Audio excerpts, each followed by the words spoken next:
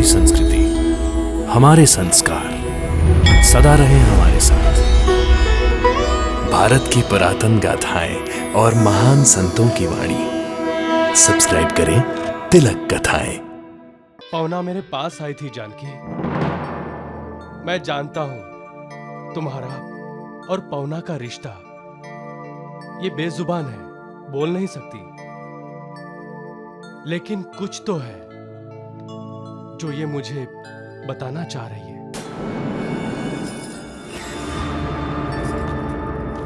वो दरअसल पवना मेरे पास आई थी। इशारा कुछ ऐसा था मानो जैसे कुछ बताना चाह रही हो। अब क्या बताना चाह रही थी कुछ समझ में नहीं आ रहा है। ये गाय ही मुझे यहां तक लाई है। क्या बात है जानकी? क्या तुम भी नहीं बताओगी? मेरी शादी कहीं और तय हो गई है।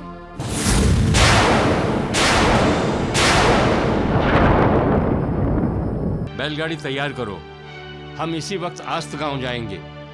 जी पिताजी। मैं भी आपके साथ चलूंगा दादाजी। तुम्हारे दादा सैर करने के लिए नहीं जा रहे हैं, वो तुम्हारे चाचा को आस्त गांव से लाने के लिए जा रहे हैं। साथ में जानकी चाची को भी तो लाना है ना। एक थप्पड़ मारूंगी ना तो तुम्हारी ये बड़बड़ बंद हो जाएगी। सुनिए जी, अब आप जल्दी से जाइए और रघुराम को साथ लेकर आइए। पता नहीं मेरे भोले भाले बेटे पर उस जानकी ने क्या जादू कर दिया है।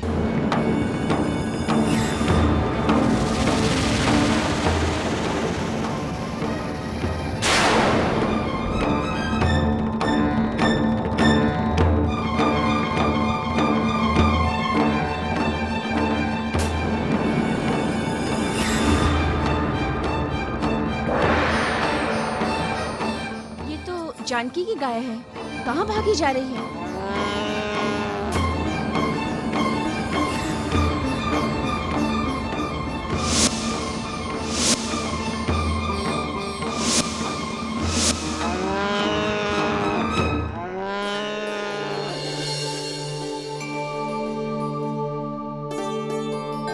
ये तो पवना गाय है।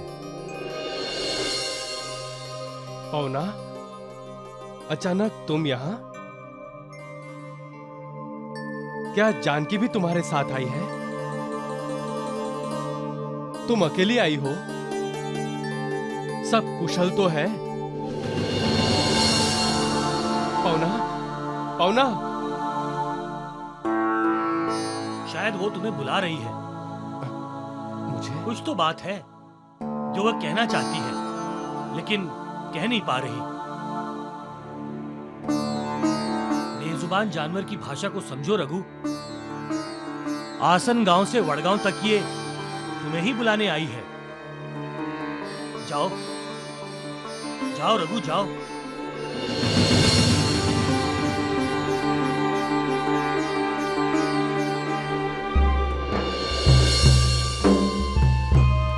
ये कैसा रिश्ता बन गया है जानकी और रघुराम का। बेजुबान जानवर भी इस रिश्ते को समझने लगे हैं।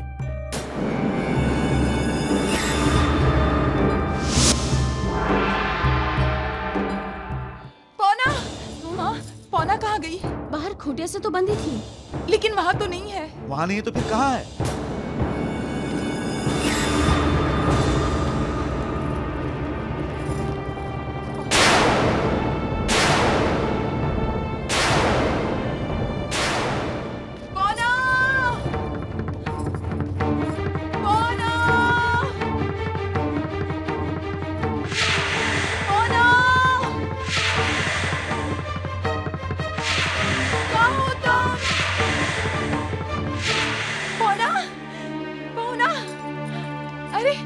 पौना, तुम कहाँ चली गई थी? वो भी डोर तोड़कर। आजकल तुम बहुत शैतानी करने लगी हो। मारूं, पिटाई करूं? पौना, मैं बात तुमसे कर रही हूँ और तुम पीछे मुड़ मुड़ कर क्या देख रही हो? कौन है वहाँ?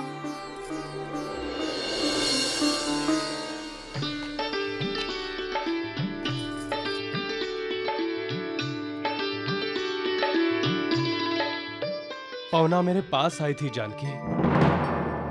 मैं जानता हूं तुम्हारा और पवना का रिश्ता। ये बेजुबान है, बोल नहीं सकती, लेकिन कुछ तो है जो ये मुझे बताना चाह रही है।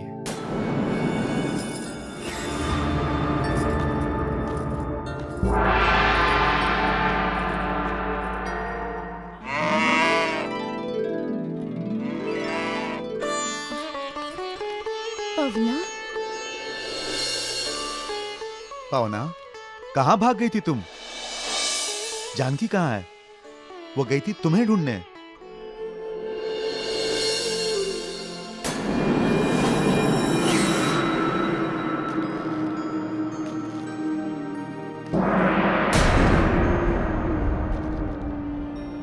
आप? हाँ, मैं। वो दरअसल पवना मेरे पास आई थी। इशारा कुछ ऐसा था मानो जैसे कुछ बताना चाह रही हो। अब क्या बताना चाह रही थी कुछ समझ में नहीं आ रहा है। ये गाय ही मुझे यहां तक लाई है। क्या बात है?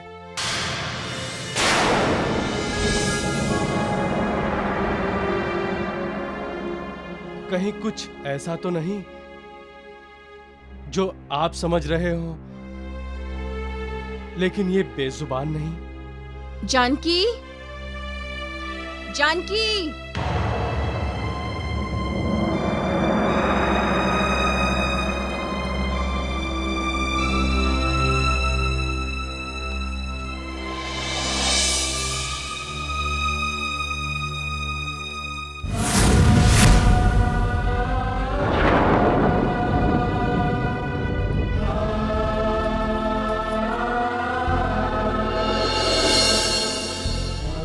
जानकी, क्या तुम भी नहीं बताओगी?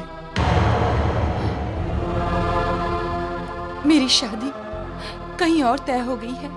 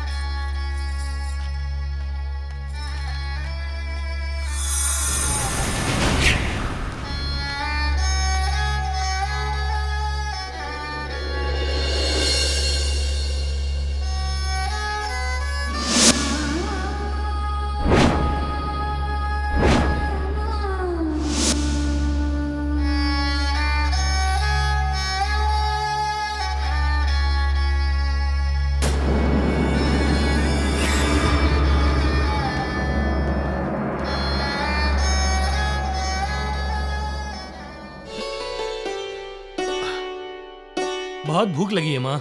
जल्दी से हाथ पैर धो लो और खाना खाने बैठ जाओ। लेकिन चाचा जी क्यों नहीं आए? पिताजी, वो आपके साथ क्यों नहीं आए? अरे हाँ, देवर जी कहाँ है? अरे कुछ बोलते क्यों नहीं तुम? माँ, चिंता करने की कोई बात नहीं, रघु आ जाएगा। आ तो जाएगा, लेकिन वो है कहाँ? रघुराम आसत गांव गया है माँ। आसत गाँव? आसत गाँव? ये रघुराम एकाएक आसत गाँव क्यों गया? पवना गांव आई थी माँ। पवना रघुराम को बुलाने ही आई थी माँ। जरूर उस चुड़ैल ने पवना के साथ हमारे रघु को चिट्ठी भेजी होगी। ऐसा कुछ नहीं हुआ था माँ, ना कोई चिट्ठी, ना खत, ना ही कोई कागज। लेकिन रघु को क्या जरूरत थी इस तरह जाने की?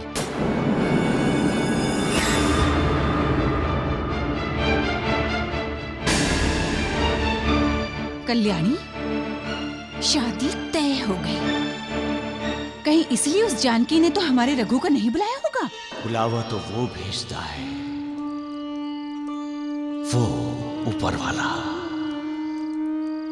मालिक करता है,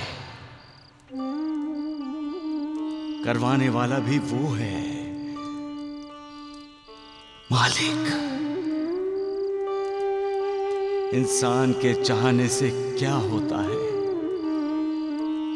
होता वही है जो वो चाहता है। जब उसका बनाया इंसान दूसरों का दुख दर्द नहीं जानेगा, दुख दर्द को दूर करने की कोशिश भी नहीं करेगा, उसे तसल्ली भी नहीं देगा, तो ऊपर वाला बेजुबान जानवर की मदद नहीं लेगा तो क्या करेगा? कम से कम बेजुबान जानवर मालिक की आज्ञा का पालन तो करते हैं, इंसान की तरह अवज्ञा तो नहीं करते। सच्चे प्यार को मालिक का आशीर्वाद प्राप्त होता है, क्योंकि सच्चे प्यार में समर्पण होता है, विश्वास होता है। सच्चे प्यार में श्रद्धा होती है, भक्ति होती है, और जहां श्रद्धा, भक्ति, विश्वास, समर्पण होता है, वहां मालिक होता है। मालिक सबका मालिक एक।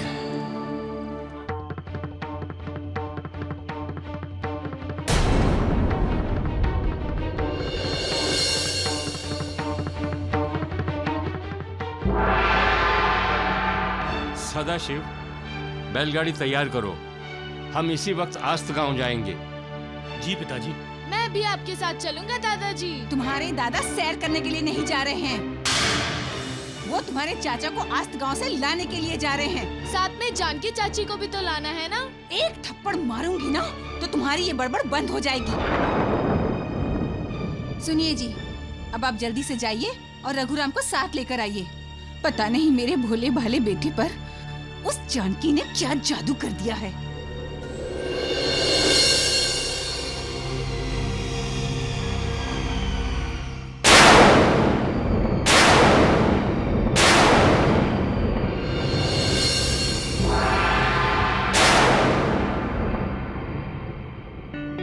माँ, चाचा आ गए।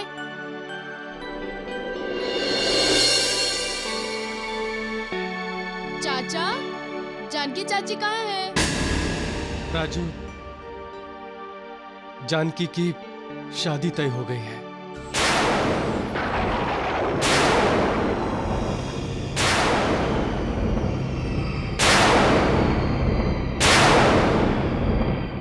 अच्छा, तो तुम उसी खुशी में वहाँ शहनाई बजाने के लिए गए थे क्या? नहीं, तबला बजाने के लिए गया था। रघु! मुझे माफ कर दो माँ। रघु, स्नान करना है तो जल्दी करो और खाना खाने के लिए आओ। माँ ने भी अब तक खाना नहीं खाया है। माँ का पेट तो अब भर चुका होगा भैया। जानकी की शादी तय हो जाने की खबर जो मिल गई है। और तुम्हारा पेट चाचा? खबर सुनकर मेरी भूख मर गई है। आप लोग खाना खा लीजिए।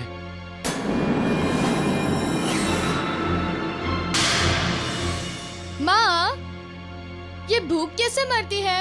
इंसान को जब बहुत खुशी होती है तब, और इंसान के दिल को जब चोट पहुंचती है तब, दोनों ही हालात में उसका अपने शरीर की तरफ ध्यान नहीं जाता। फिर वो कैसे जानेगा कि उसे भूख लगी है? इंसान के पेट में जब भूख नाम की राक्षसी पैदा होती है तब वो इंसान को बेचैन करती है। इंसान इस भूख को शांत करने के लिए कुछ भी करने को तैयार होता है। अगर इस राक्षसी को शांत नहीं किया गया तो भूख नाम की ये राक्षसी उस इंसान को ही अपना निवाला बना लेती है। लेकिन जब इंसान का गम, इंसान का दुख इस भूख नाम के राक्षसी से बड़ा होता है, तब इंसान का ध्यान उस भूख की तरफ नहीं जाता, क्योंकि वो अपने होश हवास में नहीं होता। प्रेम में डूबा इंसान भी अपने होश में नहीं होता, और जब प्रेम में असफल होने के कगार पर पहुंच जाए तो इंसान अपना होश गंवा बैठता है, सपनों में खोया रहता है, अतीत की यादों के साथ आज में जीता है। सबका मालिक एक। तुमने एक बात गलत कही। क्या गलत कहा दोस्त?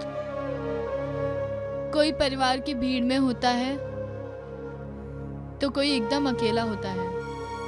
ये तुमने अपने बारे में कहा ना? नहीं, तुम अकेले नहीं हो, तुम्हारा भी एक परिवार है। मैं, मेरी माँ और मेरे पिताजी। कौन है तुम्हारे? मेरा परिवार, सभी मेरा परिवार ही तो है। अरे पगले, इतनी सी बात के लिए व्याकुल हो गया? हाँ हाँ, अरे परिवार वो होता है जहां प्यार होता है, और जहां प्यार होता है वही परिवार। पगले, मैं तो ऐसे ही कहता रहता हूँ, पागल जो हूँ। बाबा, अच्छा हुआ कि आपके दर्शन हो गए। मैं शिरडी जा रहा था आपकी पूजा करने के लिए। मैं आपकी पूजा करना चाहता हूँ बाबा।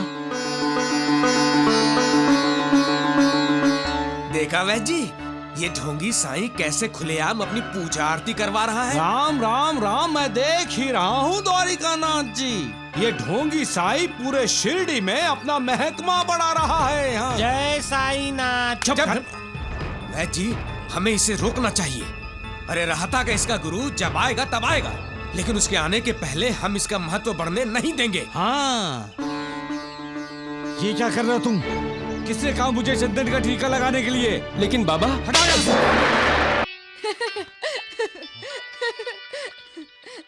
अरे श्रवण दोस्त, आ जाओ। कैसे हो तुम? मैं तो ठीक हूँ। अब भी तुम आसमान की तरफ देखकर बातें करते हो।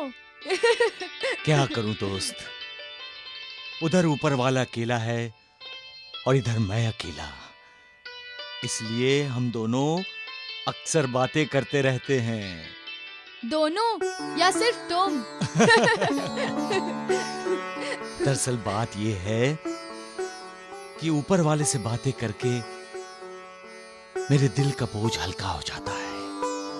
लेकिन लोग तुम्हें पागल समझते हैं। अरे समझते हैं तो समझने दो। लोग मुझे पागल कहते हैं तो हूँ, पागल हूँ मैं। तुम्हें पता है क्या? तुम्हारी वजह से वहाँ पे झगड़ा हुआ है। मेरी वजह से? मैंने तो कभी किसी का बुरा किया ही नहीं, फिर मेरी वजह से झगड़ा? उस दिन मंदिर में तुमने शिव जी की स्तुति की थी ना? क्या मैं भगवान की स्तुति नहीं कर सकता? और महालसापति जी ने तुम्हें तिलक करना चाहा था। हाँ,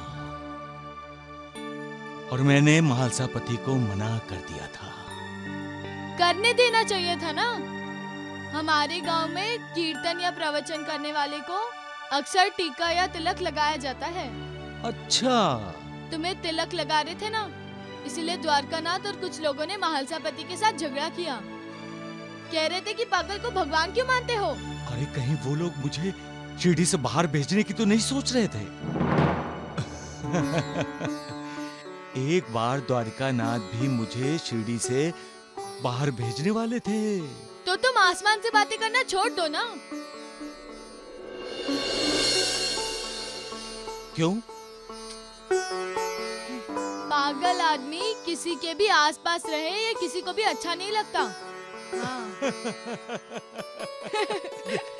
देखो मालिक, तुम्हारे इस बंदे को ये बच्चा पागल कह रहा है। अब तुम ही से कह दो कि तुम्हारी बनाई हुई इस दुनिया में सभी पागल ही तो रहते हैं। कोई पैसे के पीछे पागल है तो कोई शोहरत के पीछे, कोई अपने परिवार की भलाई के लिए, अपनी खुशियों का गला घोटने का पागलपन, और कोई जिंदगी में कुछ बन दिखाने के लिए, दिन रात मेहनत करने के लिए पागलपन करता है। कोई अपने माता पिता को सुखी करने के लिए पागलपन पर सवार है, और किसी को पागलपन का दौरा इसलिए पड़ता है कि वो खुद के सुख के लिए दूसरों को दुख देता है। कोई मालिक को पाने के लिए पागल है तो कोई तुम्हें खोने के लिए। जहां देखो वहां पागल ही तो नजर आ रहे हैं। हर किसी को पागलपन का दौरा ही तो पड़ रहा है। कोई भावना के लिए पागल है तो कोई एहसास, कोई प्यार में पागल है तो कोई द्वेष में। कौन पागल नहीं है मालिक? ये दुनिया पागलों से ही तो भरी है। तभी तो कोई हंसता है तो कोई रोता है, कोई परिवार की भीड़ में तो कोई एकदम अकेला। चारों तरफ पागल ही तो है मालिक। ये श्रवण जो दोस्त है मेरा, मुझ अकेले को ही पागल समझ रहा है।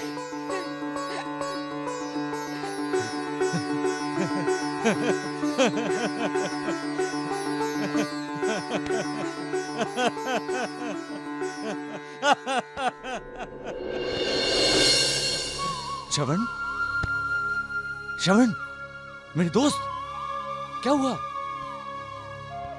तुम इतने व्याकुल क्यों हो गए? हाँ? मैंने कुछ गलत कहा क्या? हाँ? हाँ, तुमने एक बात गलत कही। क्या गलत कहा दोस्त? कोई परिवार की भीड़ में होता है तो कोई एकदम अकेला होता है। ये तुमने अपने बारे में कहा ना? नहीं, तुम अकेले नहीं हो, तुम्हारा भी एक परिवार है। मैं, मेरी माँ और मेरे पिताजी। कौन है तुम्हारे? मेरा परिवार, सभी मेरा परिवार ही तो है। अरे पगले, इतनी सी बात के लिए व्याकुल हो गया? हाँ? हाँ? अरे परिवार वो होता है जहां प्यार होता है, और जहां प्यार होता है वहीं परिवार। पगले, मैं तो ऐसे ही कहता रहता हूँ, पागल जो हूँ।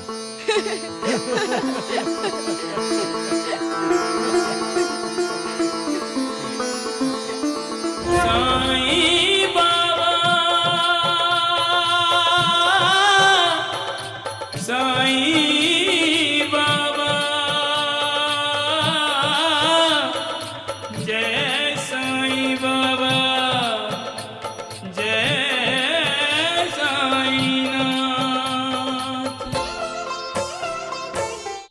वैद्य जी, हाँ साईं बाबा। तो देखो लोग कैसे साईं बाबा के पैर छू रहे हैं। अरे मूर्ख है वो लोग। अरे तो ऐसी मूर्खता तो बार बार करनी चाहिए। वैद्य जी, चलिए हम मूर्खता करते हैं। मूर्ख नालायक, तुम मुझे उस ढोंगी के पैर छूने के लिए कह रहा है? चुप रह, नहीं तो मैं तेरे पैर तोड़ दूंगा, समझे? बाबा, अच्छा हुआ कि आपके दर्शन हो गए।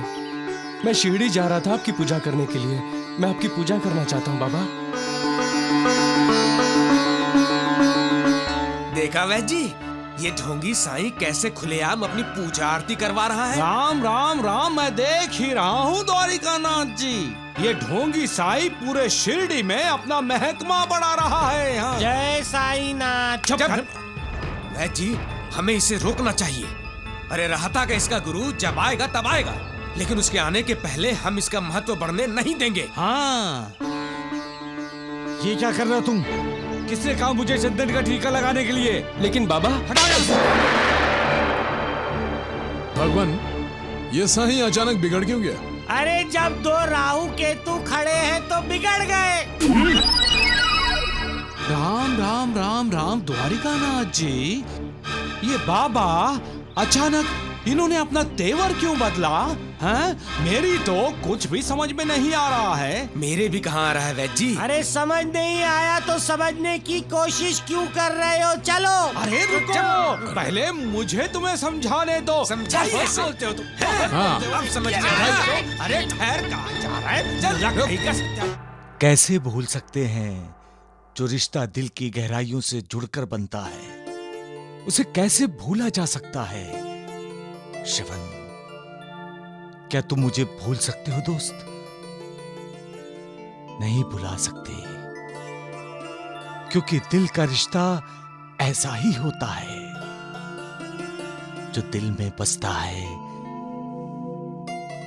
कोई भी इंसान ऐसे रिश्ते को चाहकर भी भूलता नहीं। पूछो क्यों? क्यों?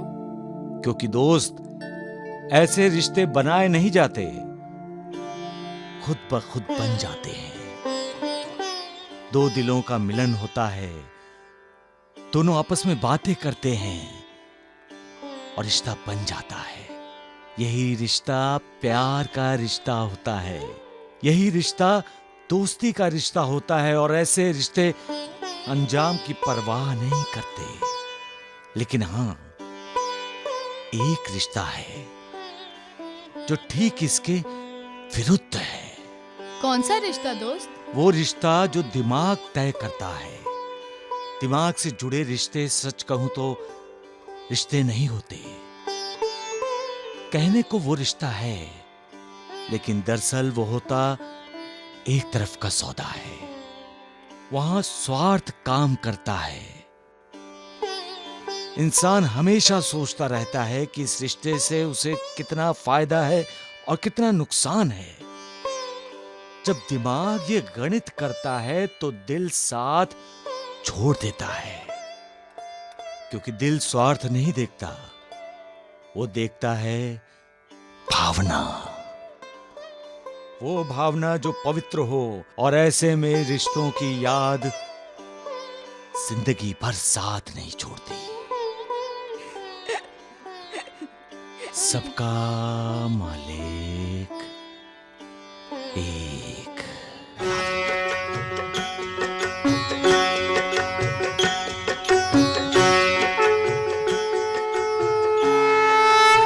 बोलो महादेव शिव शंकर की जय। महादेव शिव शंकर की जय। राम राम राम राम राम राम। हाँ देखिए,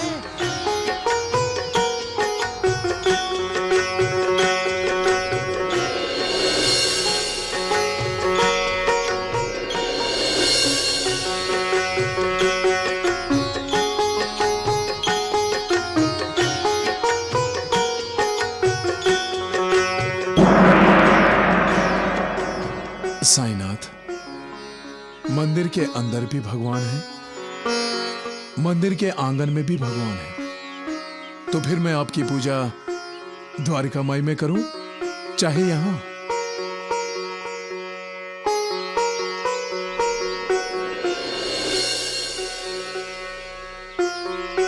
देखा वैद्य जी आपने, वो ढोंगी साईं भगवान के मंदिर के सामने अपनी आरती करवा रहा है।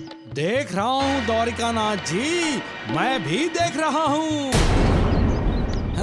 जी, सिर्फ देखने से काम चल जाएगा? अरे जाके बाबा की आरती कीजिए, जाइए। ढोंडिया, आजकल तुम्हारे पर कुछ ज्यादा ही बाहर निकल आए हैं, नहीं लगता तुम्हें? नारायण कहीं के। चुप बैठ। अरे कतर दीजिए वैद्य जी। अरे मेरी पूजा आरती करना बंद कीजिए।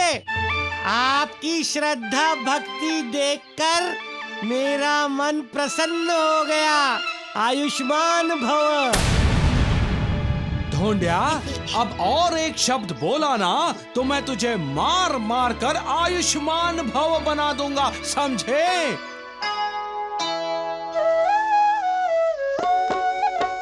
तुम ही राम तुम ही श्याम साईनाथ मेरे, तुम ही राम तुम ही श्याम साईनाथ मेरे।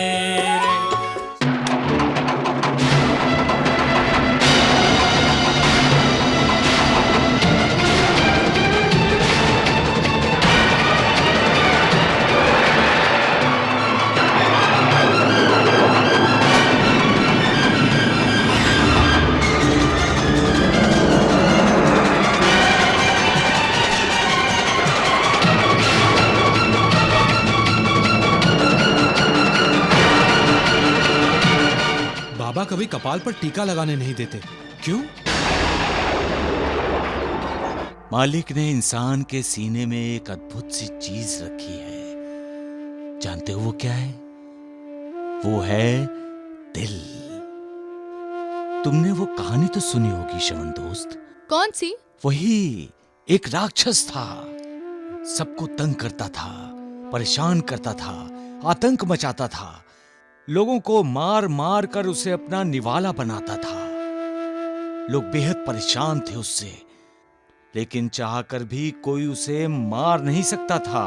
क्यों?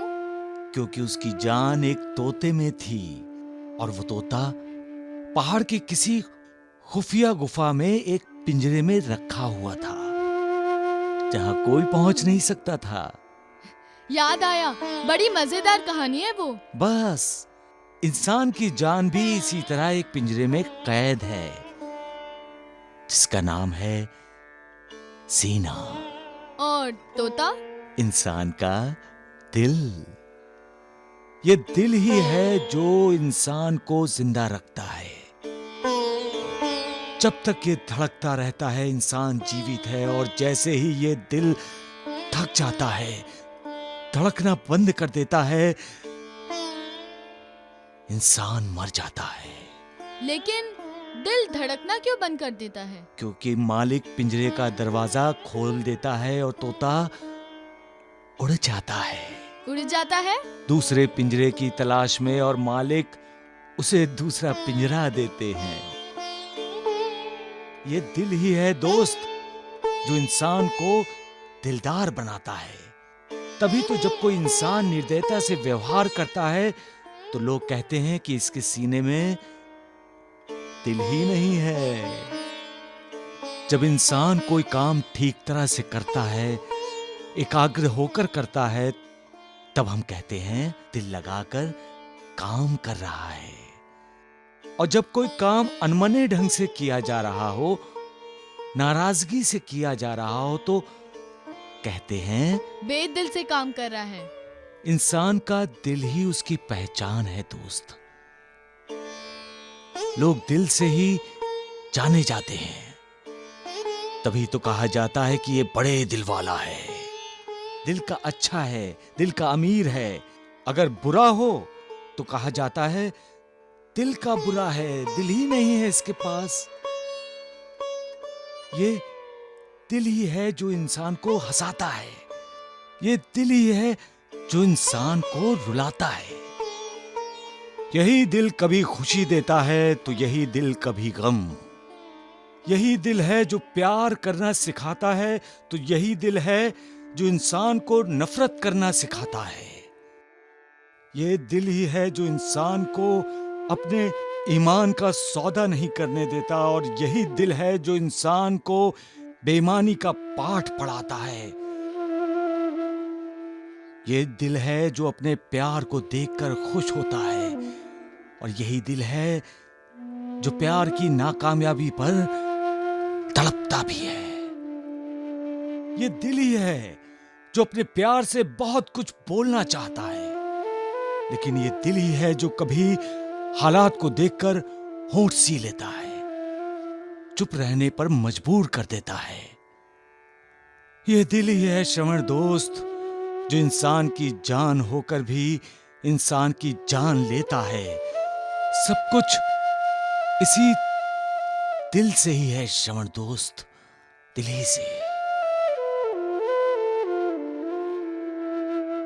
सबका मालिक ठीक है। आज आप बहुत खुश हो। ऐसे ही बस मैं वालसापति जी।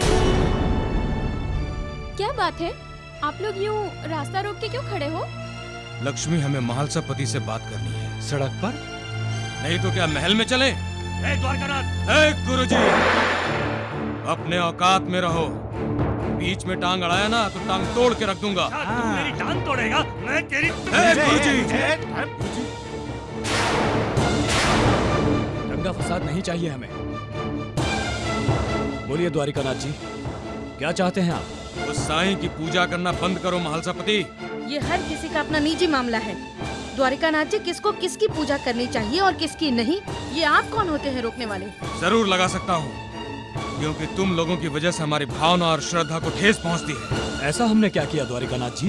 राम राम राम। महालसापति, पूजा तो भगवान की जाती है ना, इतना तो पता ही होगा आपको। ना कि एक पागल की। द्वारिकानाथ जी, अरे एक पागल को भगवान बनाना पागलपन नहीं है तो क्या है महालसापति? आप हद को पार कर रहे हैं। हम अपने साईनाथ के विरुद्ध एक शब्द भी सुनना नहीं चाहते। सुनना तो पड़ेगा महालसापति, क्योंकि साईं भगवान नहीं है, वो एक पाखंडी है। अरे पूजा द्वारिका माई तक तो ठीक था, लेकिन आपने तो अब खुलेआम उसकी पूजा और आरती करना शुरू कर दिया, वो भी चंदन और टीके के साथ। आप मुझे बताइए कि आप उसे चंदन और टीका क्यों लगाते हैं? है कोई जवाब आपके पास? ये जायज सवाल है गुरुजी। साईं के कपाल पर चंदन लगाना, टीका लगाना, ये सब हमें भी पसंद नहीं है। आप अगर ऐसी हरकत करते रहे महालसापति जी तो मुश्किल में आ जाएंगे। वक्त रहते हुए हम आपको बता रहे हैं, अच्छा होगा आप सचेत हो जाइए।